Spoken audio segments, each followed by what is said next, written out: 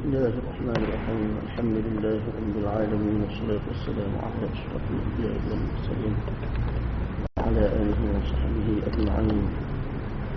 أما بعد، فإن أصدق الحديث كتاب الله، خير الهدي هدي محمد صلى الله عليه وسلم، شر الأمور محدثاتها، وكل محدثة بدعة، وكل بدعة ضلالة، كل ضلالة في النار.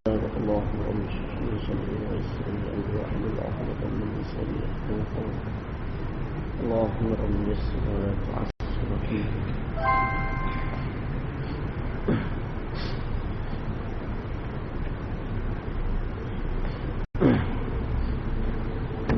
بسم الله الرحمن الرحيم. عن أبي هريرة رضي الله عنه أنه سمع رسول الله صلى الله عليه وسلم يقول: ما نهيتكم عنه فاجتنبوه، وما أمرتكم به فأتوا منه ما استطعتم، فإنما أهلك الذين من قبلكم كثرة مسائلهم واختلافهم على أنبيائهم. متفق عليه. Daripada Abu Hurairah radhiyallahu anhu bahwa ia mendengar Rasulullah sallallahu alaihi wasallam bersabda, apa-apa yang aku larang kamu daripadanya, jauhilah. Dan apa-apa yang aku perintahkan kamu, maka lakukanlah mengikut kemampuan kamu. Kerana sesungguhnya banyak persoalan dan menyalahi nabi-nabi telah membinasakan orang sebelum kamu.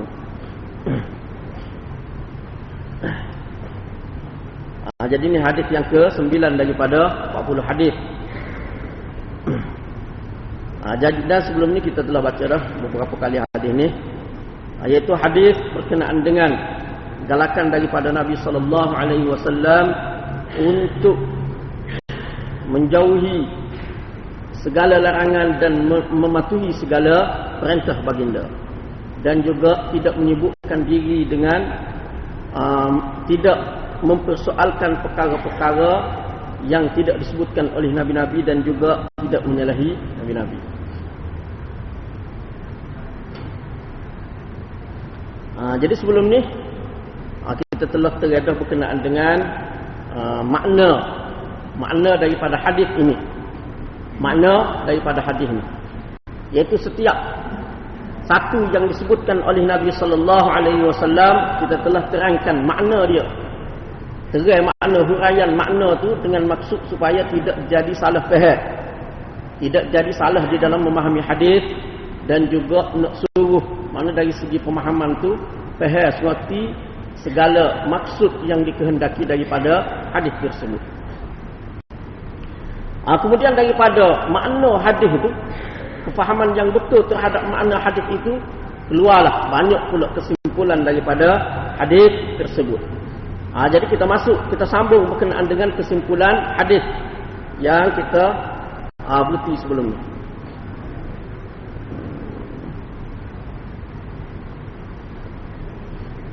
Jadi kita sambung berkenaan dengan kesimpulan hadis ini, iaitu di antara kesimpulan daripada hadis ini,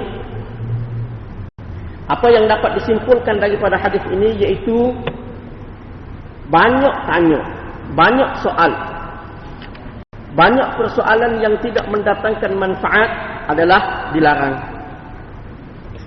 Sebab tu kita tengok Nabi sallallahu alaihi wasallam, dia tidak tanya. Nabi sallallahu alaihi wasallam tidak banyak bertanya Nabi sallallahu alaihi wasallam perkara yang tidak mendatangkan pengajaran di dalam kehidupan mereka.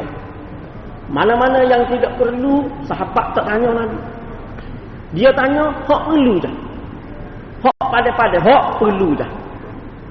Dan daripada perbuatan sahabat-sahabat Nabi sallallahu alaihi wasallam tersebut, ulama waktu usul, seperti di dalam usul tafsir, di dalam satu kaedah usul tafsir, dia kata menghuraikan, memperbanyakkan, mana menambah, memanjangkan tafsiran kepada sesuatu ayat dengan sesuatu yang tidak perlu kepada ayat itu adalah dilarang, itu adalah tidak boleh, haram, tidak boleh.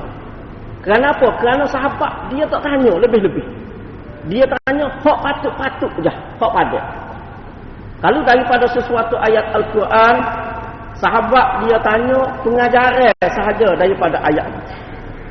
Kalau daripada sesuatu cerita, sahabat-sahabat Nabi sallallahu alaihi wasallam dia pada dengan cerita hak ada dalam Quran tu, hak ada dalam ayat tu pada. Cukup dah hak. Hak lebih-lebih tak perlu. Cerita tu tak perlu panjang-panjang.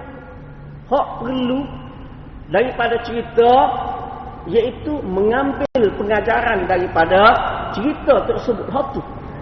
Hak tu, hak naknya. Bukan cerita panjang lebar, bukan. Sebab tu Nabi sahabat-sahabat dulu, seperti contoh kita kata, di dalam Al-Quran sebut cerita berkenaan dengan Nabi Adam alaihi salam termakan kujukan syaitan, lalu dia makan buah larangan. Lalu dia memakan buah larangan. Lepas tu kerana sebab dia makan buah larangan tu, maka berlakulah kepada dia sebagaimana yang telah ditetapkan oleh Allah Subhanahu wa taala, iaitu dia dikeluarkan daripada syurga dan seterusnya sampai kepada sampai kita sekarang ni, duduk di atas dunia ni. Jadi sahabat dia ambil pengajaran daripada cerita tu je. Apa yang berlaku kepada Nabi Adam, kepada datuk kita Nabi Adam alaihi salam tu, dia ambil pengajaran. Pengajaran berhati-hati dengan pujukan, dengan godaan syaitan. Tu kita dulu kena beringatlah. Kena beringat. Nak sahabat tak tanya Nabi, lagu mana? Buah tu lagu mana? Pohon tu lagu mana? Dah. Siapa dia hok makan dulu? Tak tanya. Tak soal dah waktu. Tak ada tanya. Jadi kerana tu ulama mengatakan kalau kita panjang lebih-lebih pula hak tu.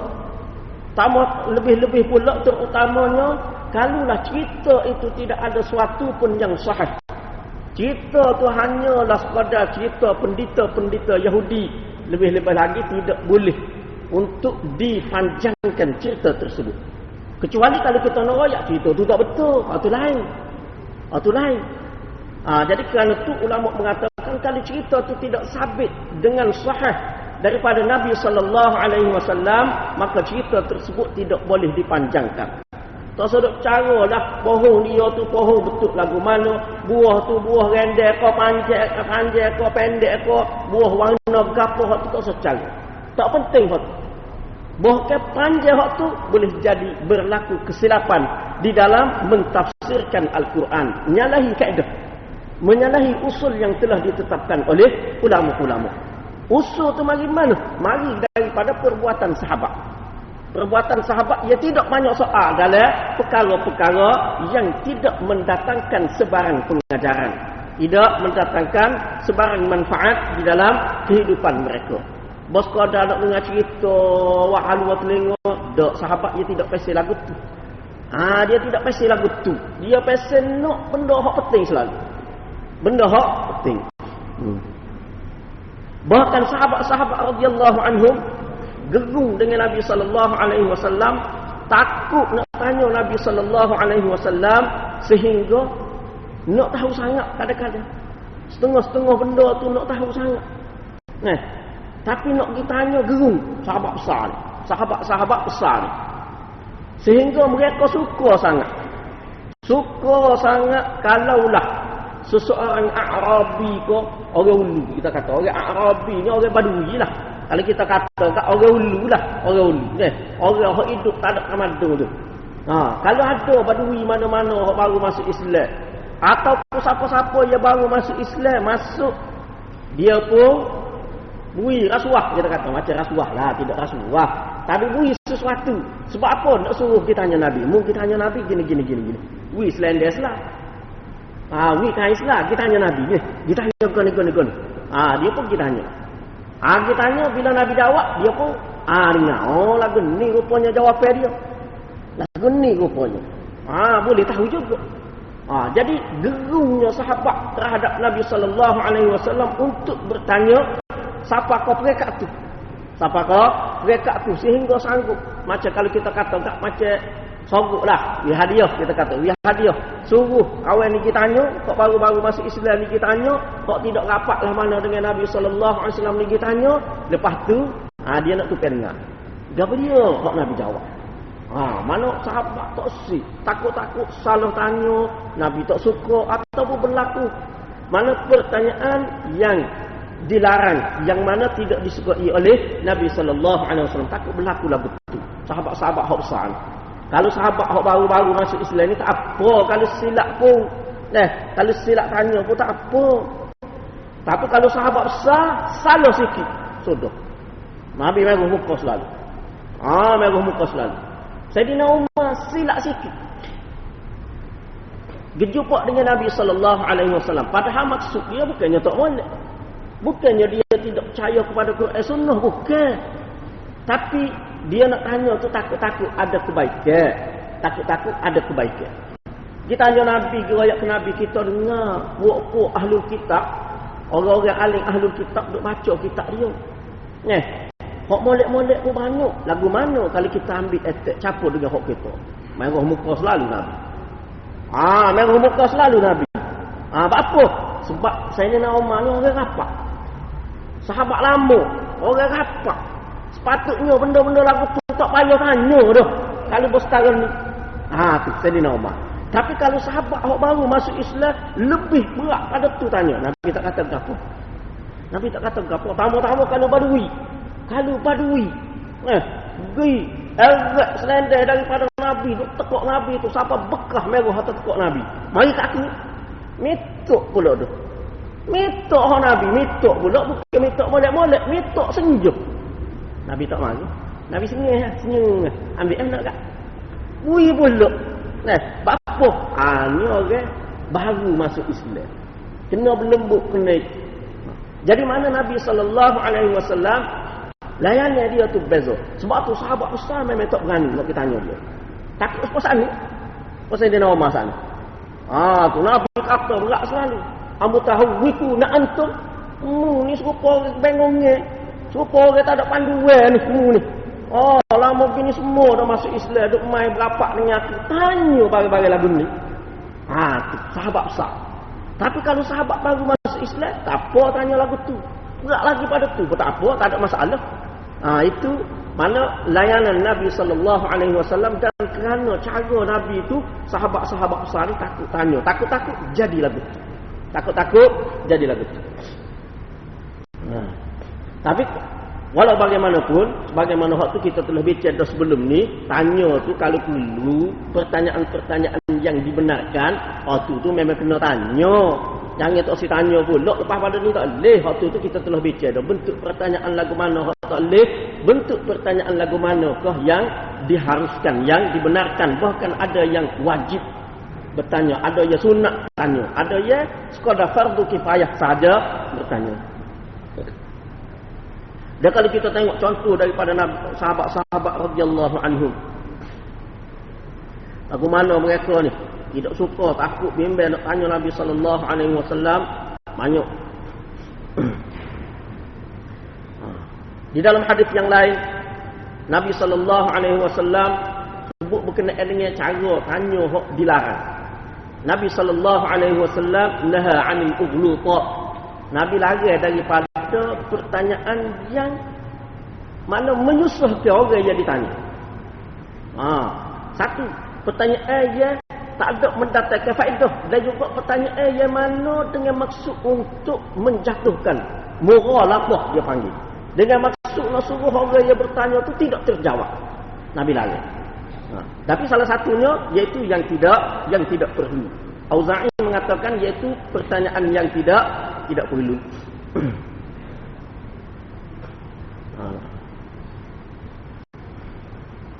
Kemudian seterusnya kesimpulan daripada hadis ini juga iaitu larangan terhadap umat ini daripada menyalahi Nabi. Sebab apa? Sebab umat dahulu binasa kerana menyalahi Nabi-Nabi mereka.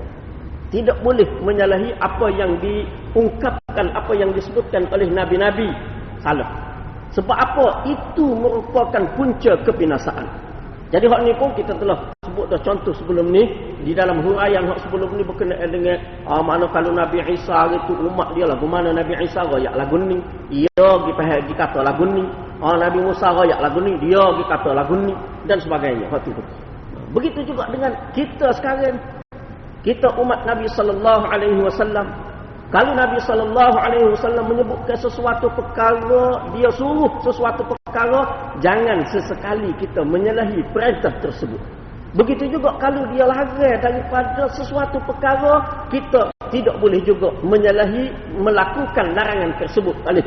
Tidak boleh waktu. Sebab apa? Itu adalah merupakan punca kepada kebinasaan. Punca kepada kebinasaan iaitu punca kepada kebinasaan agama. Sebab bila mana sesuatu umat, sesuatu golongan dia meninggalkan kata-kata Nabi, dia tinggal, dia pakai kata-kata orang lain, sehingga dia tak cara dah kata-kata ni mari daripada siapa, tak cara dah. Tak penting dah betul kada ni mari daripada Nabi dia. Dia tak cara, lama-lama akhir-akhir sekali segala kata-kata, segala apa yang dihubungkan kepada Nabi tersebut tidak akan dihiraukan lagi. Orang tak cara. Orang tak cara. Sebagaimana yang berlaku kepada agama-agama dahulu. Seperti agama Kristian, agama Yahudi. Pucuk yang jadi penuh tu apa? Dia tak cara, tak tanya je. Jala kau ni Nabi Isa aja. Tak tanya dah. Tak kira. Asalkan dia kata, ni padri ni royak. Gereja royak. Gereja sepakat. Semua padri sepakat. Ramai padri kata gini. Kira jadi. Kira jadi. Begitu juga di kalangan pengikut agama Yahudi. Bila mana dia kata, ni semua apa panggil? Semua rumah ibadat dia tu lah. Rumah ibadat dia tu. Biara dia. Biara. Biara kata gini berlaku. Pendeta kata gini berlaku. Maka jadi satu agama. Dan mereka tidak menghiraukan lagi kepada kata-kata, kepada benda tu betul kada mari daripada Nabi Isa alaihi salam, Nabi Musa alaihi salam ataupun tidak, tak cara. Kira jalo. Jadi perbuatan sedemikian menyebabkan akhir sekali agama tu punah. Agama tu hilang, asal tu hilang. Dan akhir sekali ia membawa kepada kebinasaan umat tersebut. Akhir sekali. Tu. Sebab tu makna setiap apa yang kita nak jadikan panduan di dalam kehidupan ni, panduan di dalam beragama, mesti kita kena pastikan benda itu betul-betul mari daripada Nabi kita, betul-betul mari daripada Nabi SAW. Kena pasti itu. Barulah asal agama ni tidak akan hilang. Barulah agama ini tetap terpelihara keaslian dia. Barulah terpelihara. Kemudian seterusnya, kesimpulan hadis lagi, iaitu kesimpulan berkenaan dengan kaedah-kaedah yang dapat diambil daripada hadis ini. Kaedah yang dapat diambil daripada hadis ini. Jadi serupa hak kita maklum dah lah. Kamu sebut dah di awal lagi, mula-mula lagi di dalam mukaddimah pengajian hadis 40 ni, kamu sebut dah hadis 40 ni hadis utama dalam agama. Hadis-hadis penting di dalam Islam. Yang mana daripada hadis ni banyak benda tu. Di antara perkara yang diambil daripada hadis-hadis ni, 40 hadis ni, iaitu kaedah-kaedah dalam agama. Kaedah-kaedah penting di dalam agama. Kaedah penting. Mana sebab apa? Sebab dia bukan hadis main-main ni. Bukan hadis kecil-kecil ni, bukan. Hadis usul. Hadis usul. Jadi di antara kaedah dia, iaitu tidak mampu nak melakukan sesuatu kewajipan ataupun sebahagian daripada kewajipan itu akan menggugurkan ataupun akan mengurangkan ataupun bentuk kelonggaran dan keringanan syarak yang lain daripada seseorang. Sebab apa? Sebab Allah Subhanahu Wa Taala tidak membebankan seseorang kecuali dia mampu. Jadi daripada hadis ni, Nabi SAW kata fa'tu minhu mastata'tum. Maknanya daripada hadis ini ulama buat kesimpulan kaedah. Seseorang yang tidak mampu untuk melaksanakan sepenuh kewajipan. Kalau satu kewajipan itu tak boleh nak buat sepenuhnya. Ataupun sebahagian pun tak boleh buat. Ataupun boleh buat sebahagian saja. dia akan jadi lagu mana? Akan menyebabkan digugurkan daripada orang itu kefarduan tersebut, kewajipan tersebut, ataupun dikurang, ataupun bentuk kelonggaran yang lain. Jadi hak ni mari daripada mana kaedah ni? Mari daripada mana? Daripada hadis ni. Iaitu hak ni kaedah dia nya kaedah yang dipanggil al-masyaqqatu tajlibut taysir. Masyaqqah, kepayahan, berat, susah di dalam melaksanakan sesuatu tuntutan kefarduan akan menarik, akan membawa kepada kemudahan. Kalau payah sangat, dia jadi mudah. Dia jadi mudah. Jadi kaedah ni adalah berdasarkan kepada jawami'ul kalim, iaitu kata-kata Nabi SAW yang ringkas, yang sikit, yang pendek, tetapi mempunyai makna yang cukup luas. Makna dia cukup luas, iaitu daripada hadis ni fa'tu minhu mastata'tum, dan juga daripada dalil-dalil yang lain. Kaedah ni pun diambil daripada dalil yang lain juga. Ada dalil Quran yuridullahu bikumul yusra wala yuridu bikumul usra, ada dalil hadis innad dina yusrun dan sebagainya. Tapi salah satu daripada dalil dia ni fa'tu minhu mastata'tum. Ni salah satu daripada dalil dia. Jadi bila mana seseorang tu dia tidak mampu, berat, susah, maka akan diberikan kelonggaran. Kelonggaran itu dari segi mana? Dari beberapa segi. Kelonggaran itu dari beberapa segi. Kelonggaran yang dipanggil takhfifatus syar'i, keringanan syarak. Keringanan syarak ataupun kemudahan syarak. Iaitu keringanan itu dari segi antara dia keringanan dari segi menggugurkan. Dia panggil takhfiful isqat, menggugurkan. Seperti kita kata gugur kefarduan haji daripada seseorang, gugur kefarduan jemaah daripada seseorang kerana masyaqqah, sakit ke, tak mampu ke. Kalau kira haji itu wajib, tapi kerana tidak mampu, maka gugur kefarduan tersebut daripada dia. Gugur kefarduan jihad ke, laisa 'ala ad-du'afa wala 'ala al-marda wala 'ala alladhina la yajiduna ma yunfiquna harajun idza nasahu lillahi wa rasulih.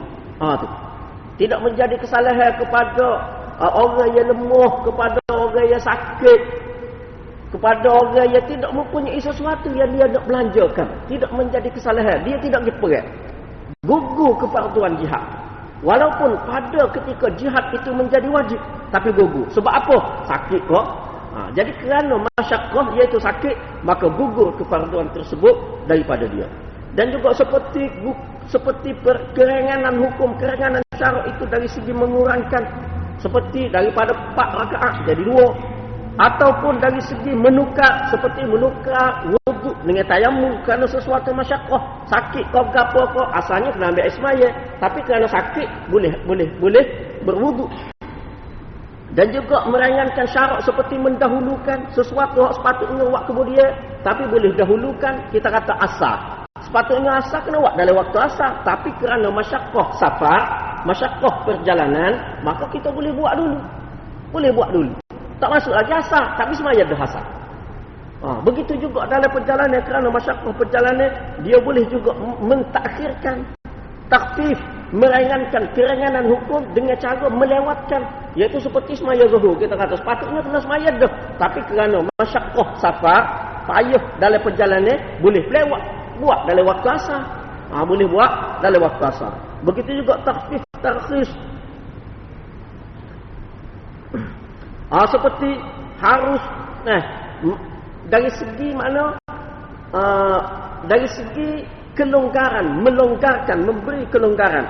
Seperti kita kata bangkai ataupun najis-najis tak boleh makan asalnya, tapi kalau kerana terpaksa boleh makan, boleh makan. Begitu juga berubah dengan najis, kalau kita kata asalnya tak boleh, tapi jadi boleh bila mana ada masyaqqah, bila mana ada keperluan, yang mana kalau tak makan bangkai itu boleh jadi mati kok, itu masyaqqah yang berat.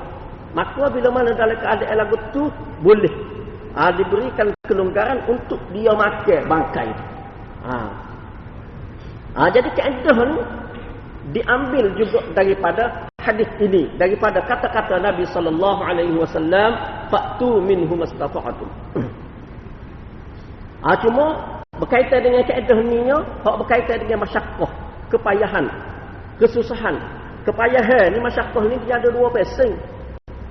Janganlah bila mana agama ni dia ada kelonggaran. Bila mana seseorang tu ada kepayahan, maka diberikan kelonggaran.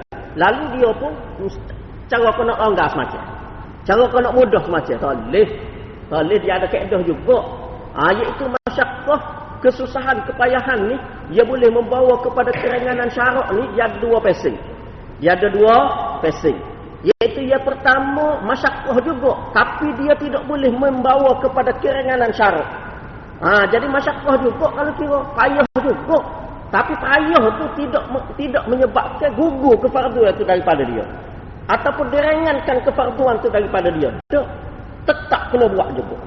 Seperti kita kata sejuk, nak ambil semaya sejuk, bangun pagi-pagi subuh sejuk, dah sejuk tu tidak ada bahaya ke apa, cuma sejuk dah.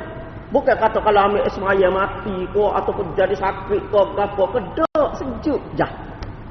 Sejuk je, hatu je. Dia kata, masyaqqah ni masyaqqah. Tayamum. Padahal bendanya kecil dah. Tak boleh buat tu. Tidak boleh. Ataupun kesusahan mengharungi perjalanan nak pergi haji.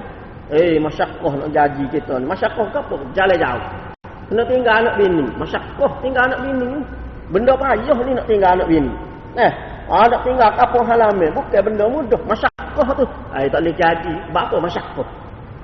Tu tu walaupun masyaqqah pun, tetapi masyaqqah itu mesti ditanggung, mesti dilalui untuk mengerjakan sesuatu ibadat. Sebab masyaqqah tu dia merupakan ibadat tu sendiri. Tak ada hak tu, maka tak ada lah ibadat tu. Tak ada lah ibadat tu. Supaya kita kata masyaqqah tinggal keluarga, tinggal kampung halaman kerana haji. Hak tu memang dia kena buat hak tu. Kalau dia tahu hak tu nak haji mana? Tak pergi haji pak bila? Dan juga masyaqqah seperti kesakitan menanggung hukum had yang mesti diterima oleh orang yang wajib menerima tu, kena terima. Seperti sebab bagi orang yang berzina. Hak tu masyaqqah juga, sakit kena sebab ni, sakit. Sedangkan memang dia telah melakukan perbuatan tersebut, dia telah berzina, dia telah minum arak. Contohnya kita kata supaya gagal-gagal bang ni, dia minum arak, mengaku. Akan dilaksanakan hukum sebab tu sakit. Jadi adakah kerana masyaqqah sakit tu maka hukum sebab tu digugurkan daripada dia? Tak boleh. Sebab memang hukum sebab tu masyaqqah dia sakit, memang dia kena lalu pun. Kalau tidak sakit tak jadi sebab pula. Jadi masyaqqah hak jenis lagu ni, masyaqqah yang mana ia merupakan hukum tu sendiri, dia merupakan ibadat tu sendiri, ataupun ia merupakan pelaksanaan sesuatu hukum tu sendiri. Maka masyaqqah itu tidak boleh meringankan ataupun tidak boleh menggugurkan sesuatu kewajipan. Seperti kita kata hukum had kena sebab, kita kata minarok kena sebab tak boleh. Sakit, lepas tu sakit gugur hukum tu tak boleh. Sebab memang pun nak suruh sakit baru ada pengajaran. Kalau tak sakit, tak ada pengajaran dia buat dia. Tak ada mana. Itu. Jadi masyaqqah jenis lagu ni tidak membawa kepada digugurkan sesuatu hukum ataupun sesuatu kewajipan daripada seseorang. Yang keduanya masyaqqah yang membawa kepada keringanan syarak, seperti kita kata berlaku cacat ataupun mudarat jika berwudu. Kalau dia ambil air semaya, muka dia boleh jadi bala tu. Kita kata tak comel, air. Jadi air.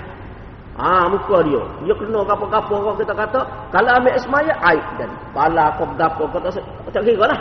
Tak kira. Ataupun boleh jadi cacat. Boleh jadi cacat muka dia kalau dia ambil semaya. Ataupun boleh jadi hak sepatutnya sia, jadi tak sia. Kita kata dia luka kuat tak sakit dah, tapi kalau dia kena air, dia jadi tak sia, lama sia. Jenis-jenis lagu tu. Kalau hak jenis lagu tu boleh dia membawa kepada keringanan syarak. Dia juga masyaqqah seperti bahaya kepada harta, bahaya kepada nyawa, tak boleh tubik negara dia. Kalau dia tubik negara sudah nyegak demo ataupun nyebdi ke apa ke, hak tu masyaqqah dia berat. Itu masyaqqah yang boleh membawa mudarat kepada seseorang, yang mana masyaqqah dia sapa kepada mereka ni boleh membawa keringanan hukum kepada seseorang. Boleh mana diringankan ataupun digugurkan terus hukum tersebut daripada seseorang. Kemudian kaedah seterusnya daripada hadis ni juga. Jadi hadis ni mana setengah-setengah kata-kata Nabi sallallahu alaihi wasallam jawami'ul kalim dia tu sikit tapi banyak benda. Banyak benda seperti hadis ni kita kata. Di antara kaedah daripada hadis ni iaitu tidak mampu nak buat semua kewajipan. Satu kewajipan tak boleh nak buat semua. Keseluruhan tak boleh nak buat. Tak boleh nak buat semua. Tapi tak boleh nak buat semua tidak bermakna tapi boleh buat sebahagian, boleh buat juga sikit. Tidak bermakna ia menggugurkan keseluruhan, tidak bermakna lagu tu. Tapi mesti dilaksanakan mengikut kemampuan. Mesti kena buat juga. Kena buat ikut kemampuan. Kena buat ikut kemampuan. Jadi hak ni kalau mengikut kaedah fiqh dia panggil apa dia? Al-maisur la yasqutu bil ma'sur. Kemudahan benda yang dimudahkan tidak boleh tidak jadi gugur dengan sebab benda hak payah.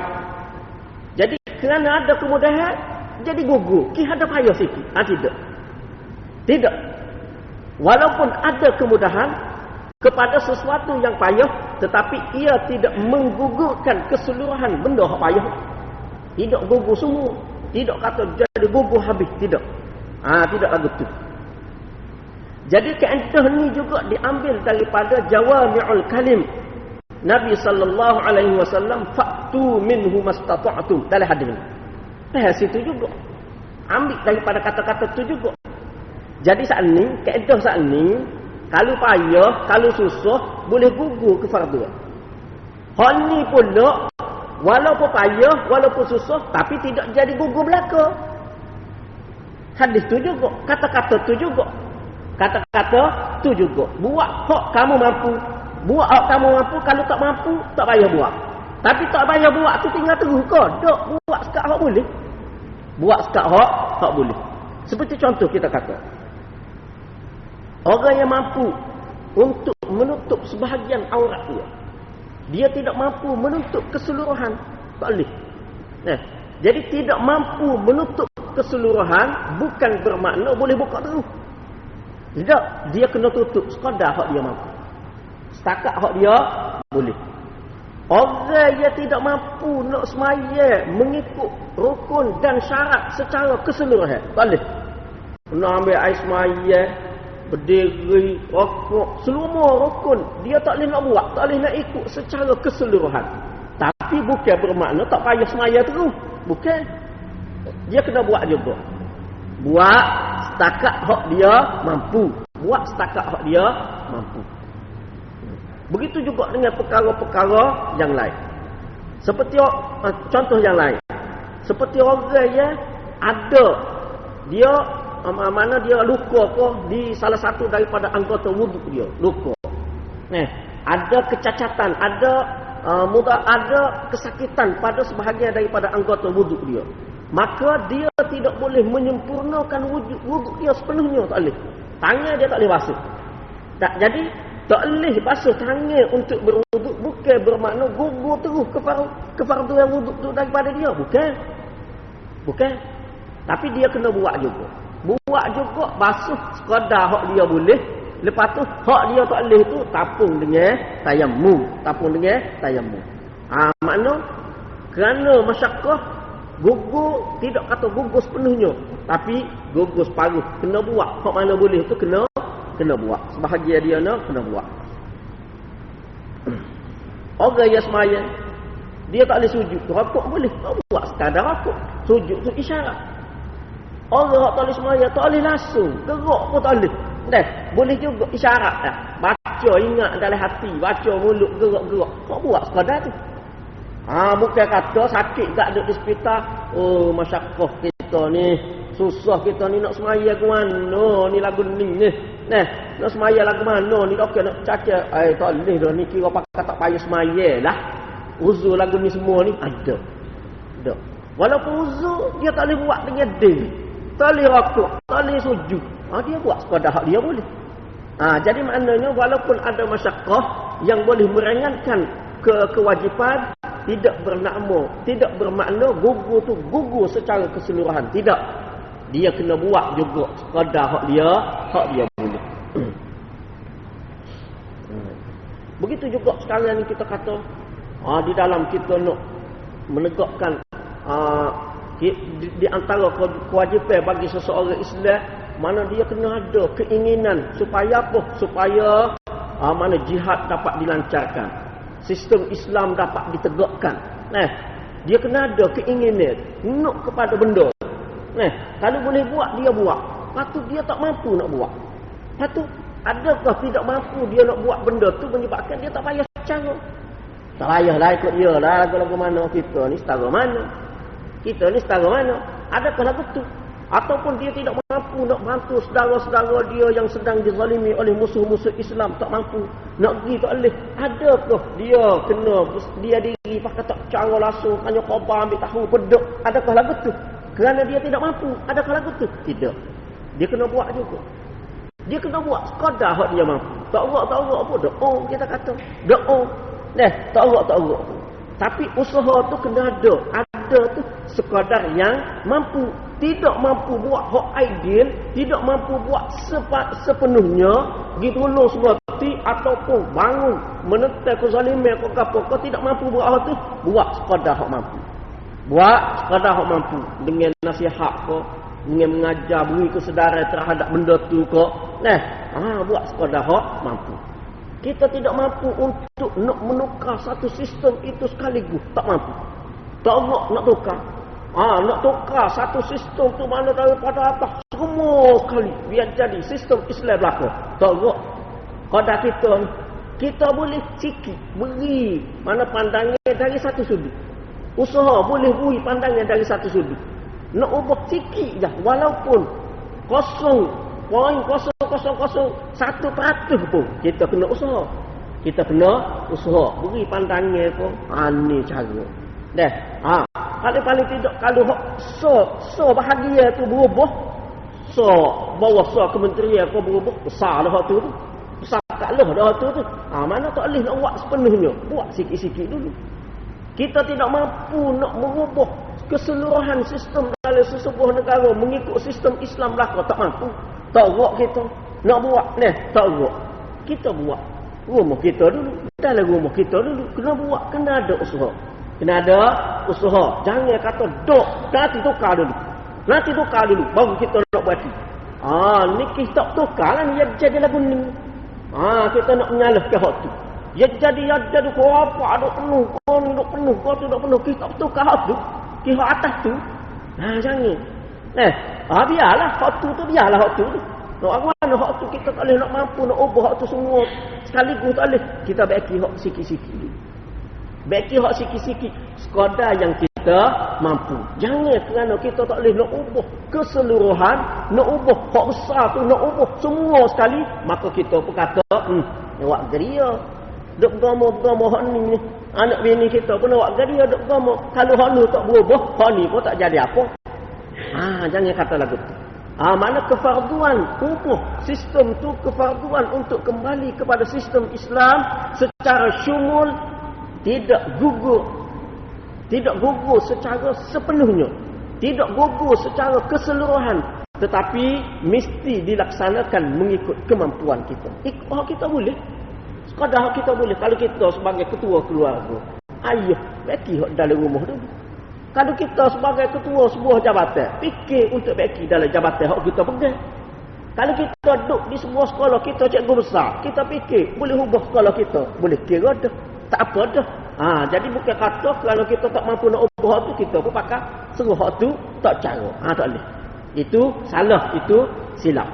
Maknanya sesuatu kepayahan itu, mana walaupun tidak gugur sesuatu kewajipan itu payah, walaupun payah untuk dilaksanakan, bila mana dia payah untuk dilaksanakan bukan bermakna gugur keseluruhan kewajipan itu, tetapi mesti dilaksanakan sebahagian daripada kewajipan yang mampu untuk dilakukan. Kemudian kaedah seterusnya daripada hadis ini, iaitu tidak mengetahui sesuatu hukum, tak tahu sesuatu hukum, tak tahu sesuatu kewajipan, tetapi bukan kerana kecuaian, bukan cuak. Bukan kih lalah, bukan kih malah, bukan. Bukan. Tapi dia memang tidak mampu untuk tahu hukum tu. Tidak mempunyai kemampuan nak mengetahui kewajipan tu. Tak mampu. Dia duduk kawasan tak sapa. Hubungan dengan dunia luar langsung tak sapa kepada dia. Tak tahu cerita langsung. Dia tahunya sekadar dia tahu.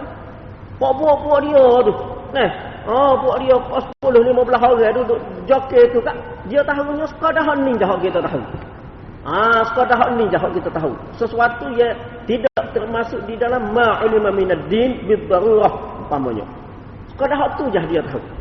Hak lain, kewajipan hak lain dia tak tahu. Dia tak tahu bukan kerana dia cuai. Bukan kerana dia duduk dalam sebuah negara. Dia mudah untuk dia tahu. Kewajipan Islam yang lain. Mudah dari segi internet ke. Mudah dari segi media massa, media cetak ke. Mudah dari segi nak ngaji, nak cari mana-mana ke. Mudah. Tidak takut. Mana bukan kerana kecuaian dia. Bukan kerana kecuaian. Tetapi kerana tidak mampu untuk mengetahui kewajipan tersebut. Jadi tidak mampu tu menggugurkan tanggungjawab dan kewajipan daripada dia. Dia tu jadi serupa dengan orang yang mana kewajipan itu tidak disyariatkan kepada dia. Dia juga termasuk dalam orang yang lemah. Ajiz, lemah daripada kewajipan tersebut. Mana tak tahu. Banyak. Hak ma'ulima minad-din bid-darurah hak tu tak semaya, puasa Ramadan, zakat ke apa tu, hak tu. Hak asas ma'ulima minad-din bid-darurah. Kemudian banyak lagi kewajipan hak lain. Banyak lagi kewajipan yang lain yang ditetapkan oleh agama, tapi dia tak tahu. Bukan kerana dia cuai. Maka dia tu jadi kewajipan tu tidak jadi serupa tidak wajib bagi dia. Digugurkan kewajipan tersebut daripada dia. Jadi seolah-olah kewajipan itu tidak disyariatkan kepada dia. Jadi hal ini berdasarkan kepada kaedah al-majhul fi syariah kal ma'dum wal ma'juz anhu. Orang yang jahil, dijahilkan, tidak mana dipaksa, terpaksa tak tahu. Bukan dia saja tak tahu. Kalau duduk dalam negeri, kita kata duduk Kelantan, nak ngaji boleh pergi ngaji, tak boleh pergi ngaji. Patu kalau tak semari ngaji masjid tak boleh cari, ke internet tu boleh cari, macam-macam ada. Kuliah ada, orang tulis ada, apa semua ada, boleh cari, tak boleh. Memang mudah untuk dia tahu, tiba-tiba tak tahu. Itu bukan sebab cuai. Itu kerana cuai. Itu tidak dimaafkan. Hak ni memang dia dipaksa, seolah-olah dipaksa supaya dia tu jahil tentang perkara. Dijahilkan. Majhul, dijahilkan. Mana seolah-olah dia tu terpaksa tidak tahu benda tu. Tak ada peluang untuk dia nak tahu. Bukan kerana dia cuai. Jadi orang yang mana jahil secara terpaksa di dalam hukum syariat ni, supaya tidak ada syariat tersebut kepada dia, dan juga seperti orang yang dimaafkan syariat tersebut daripada dia. Jadi kaedah ni pun ambil daripada kata-kata Nabi sallallahu alaihi wasallam ni. Daripada jawami'ul kalim Nabi sallallahu alaihi wasallam ni juga, fa'tu minhu mastata'tum. Ambil daripada hal ni juga. Dan juga daripada dalil-dalil yang lain. Jadi di sini kita tengok mana satu kata-kata Nabi sallallahu alaihi wasallam yang ringkas. Satu hadis yang ringkas, kata-kata yang ringkas, tapi begitu banyak pengajaran dia kepada kita. Sebab tu dia sebenarnya hadis ni, padah dah hadis ni. Tak payah hak lain kalau nak kira. Nak ilmu apa dalam hadis? Ada belakang. Perubatan ada lagi.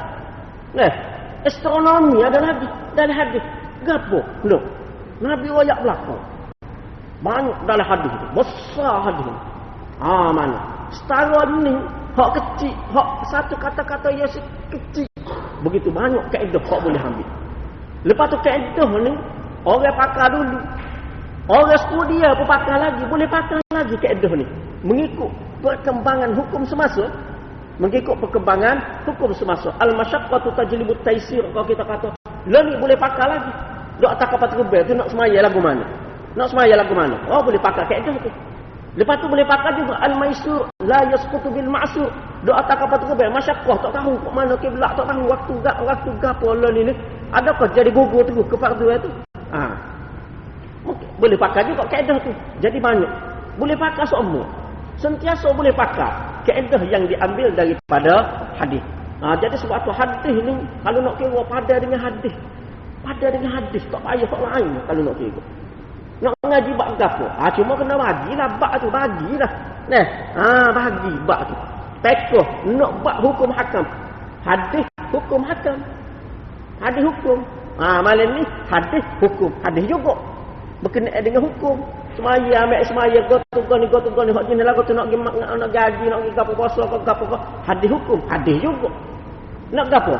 Masalah tazkiyatun nafs, pemurnian jiwa. Tasawuf, hadis pemurnian jiwa. Ni sebab hadis. Kalau nak bagi-bagi lagu tu lah. Ada kitab-kitab khusus kok hipung tu. Riyadhus Shalihin ke, Al-Adabul Mufrad ke. Ada. Hadis bab gapo kita kata. Nak bab gapo lagi? Bab berkenaan dengan muamalah. Hadis hak tu. Ambil semasa. Hadis berkenaan dengan muamalah. Berkenaan dengan muamalah. Lagu mana kita nak buat hubungan dengan orang, nak nego, nak buat hubungan antara bangsa ke apa ke, ada. Boleh. Bab gapo lagi? Ada berlaku. Ada berlaku. Jadi sebenarnya mana kalau nak kira lah pada hak ni lah. Jadi cumanya disebabkan oleh mana keluasan ilmu ni tidak begitu tersebar di tempat kita, maka menyebabkan kita jadi kalau sebut hadis pun tak penuh mulut lah mana. Sebut hadis tak penuh mulut lah mana.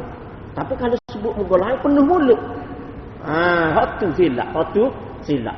Jadi sepatutnya kalau kita kata-kata Nabi SAW, hak tu kena penuh mulut. Hak tu kena penuh mulut. Hak tu sepatutnya. Banding dengan kata-kata orang lain. Sebab luah. Sangat-sangat luah. Sangat-sangat mendalam pengertian dia. Daripada dulu sampai ke sekarang tak habis-habis orang faham. Ada ini mukjizat Nabi SAW yang mesti kita kena jaga. Mesti kita kena jaga mukjizat ni. Tak kalau kata hadis-hadis bukan kata baca terjemuh kat patut klik. Ada. Raya dia rupanya ni. Baru kita nampak keluasan hadis tu. Baik. Ni kebaikan atau faedah. Jadi dengan mengetahui segala kelonggaran, kita tahu kelonggaran dalam agama. Daripada hadis ni, satu hadis ni, kita dapat menggambarkan agama ni betapa longgarnya agama.